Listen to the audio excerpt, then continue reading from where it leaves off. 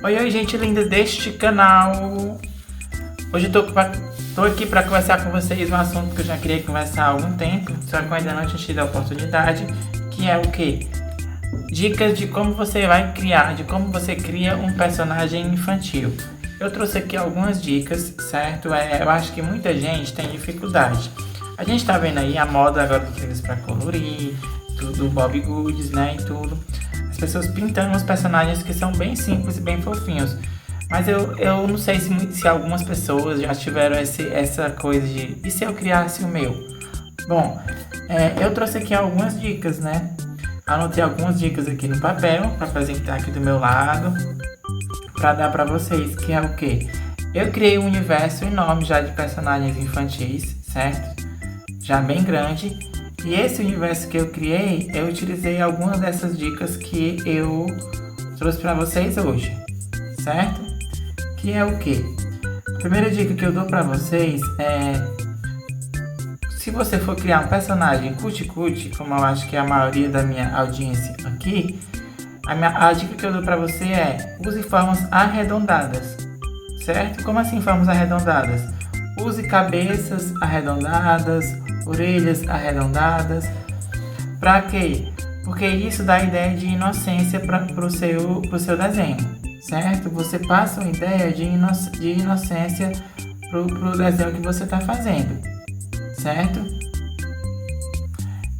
Além disso, eu diria o que mais?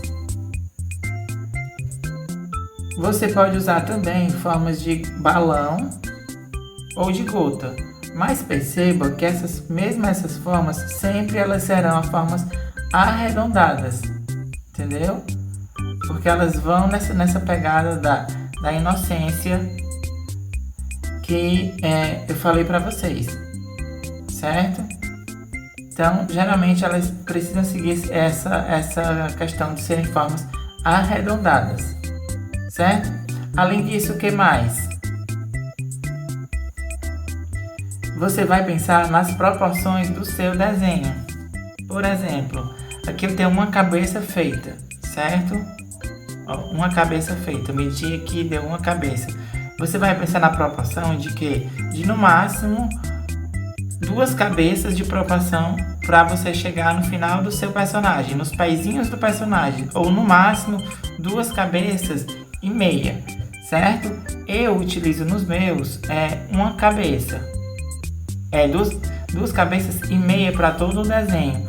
Mas outros personagens não utilizam essa mesma coisa, certo? Tipo personagens como Hello Kitty, Pucca, certo? Aquele sapinho lá, eu esqueci o nome dele também, que é amigo da Hello Kitty, da Sanrio.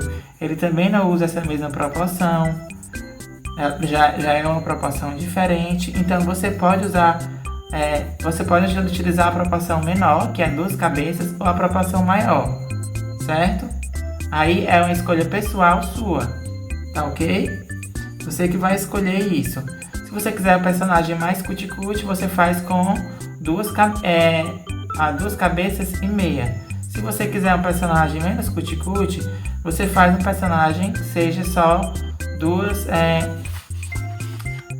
cabeças, certo? Essa daqui, ó, eu tô utilizando a proporção de 2 cabeças nessa personagemzinha aqui. Você já sabe o que é, eu acho, né? Uma porquinha. Utilizei 2 cabeças aqui para esta personagem. Isso é muito criterioso de quem tá fazendo, porque se lembre que desenho cartoon, você que escolhe a proporção do seu desenho, certo, gente? Além disso, eu diria o que mais? Além dessas proporções que eu já falei aqui, você tem que pensar também na personalidade, certo? Pense na personalidade. Não pense só, tipo assim, esse personagem eu só vou fazer na minha agenda e tudo. Mas vai que você fica repetindo ele várias vezes. Depois você, como um escritor, escreve uma história para esse personagem. Quem sabe um dia essa história não vira um livro ilustrado. Então, dê mais características para ele, dê mais personalidade, dê mais profundidade para esse serzinho que você criou, certo? Então, ao invés de ser apenas um desenho fofinho, dê uma personalidade para ele. Aí você vai dar características para ele, certo? Características como assim: É um personagem que é fofinho, mas ele é decidido, ele é sonhador, ele é tímido. Como é que ele é? Você vai dar características de personalidade mesmo para esse seu personagem, porque querendo ou não, o nome já diz, ele é um personagem, entende? Então você vai ter que dar algumas características para ele, certo? Além disso, você também tem que ficar atento nas cores, porque como personagens cuticute geralmente são feitos para quê? Mulheres e crianças. Cores mais agressivas, cores escuras, no sentido de vermelho ou pretos muito escuros, não são interessantes, certo? Não são tão interessantes assim. Então você vai ter que ter cuidado também com as cores. Aí é que entra já a questão da psicologia das cores, certo? Cores muito escuras podem ser, geralmente são utilizadas para outros públicos, certo? Público masculino, por exemplo, que gosta de quadrinhos adulto, quadrinhos de terror. Enfim, esse público aí sim geralmente pode utilizar essas cores mais escuras. Mas para o público infantil ou feminino, priorize cores vivas, certo, gente? Cores vivas. E aqui eu estou terminando a nossa porquinha, e vocês vão ver como ficou. Vocês viram que eu criei muito rápido, né? E aí, qual nome vocês dariam pra ela?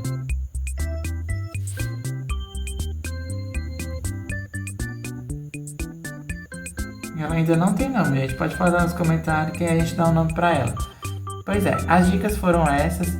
E é só você ficar atento no seu público, nas formas do que você quer passar com as formas, na personalidade do seu personagem. Se vocês prestarem atenção, até mesmo para crianças, né? Filmes infantis que tem vilão, o vilão geralmente ele não é tão redondo, porque formas arredondadas passam mais inocência, entende? Então o vilão geralmente às vezes ele tem formas mais, digamos, mais pontiagudas, mais pontudas, e não tem formas assim, certo? Mas é isto, gente. Fica aqui minhas dicas. Peço a você que me acompanhou até aqui se inscrever no canal. E a gente se vê no próximo vídeo. Tchau, tchau!